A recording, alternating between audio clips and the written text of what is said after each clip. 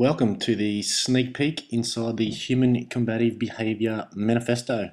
Just going to have a quick scroll through.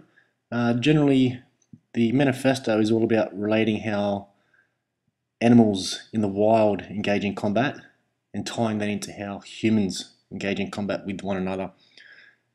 So we've got basically two animals of the same species.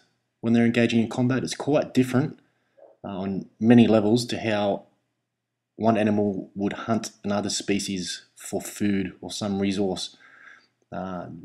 Quite a significant difference in a number of ways, and inside the manifesto we go over those differences, and it directly relates to how humans engage in combat with one another. There's a lot of imagery throughout which adds to the content, and the imagery with the humans on there is quite clearly able to be seen as to be either alpha male or predatory. It's over 40 pages long, over 8,000 words. It's quite a quality document, and it's free for subscribers to the Low Tech Combat newsletter, only on www.lowtechcombat.com. Feel free to download it there and enjoy the rest of the site and the special series of newsletters at Low Tech Combat.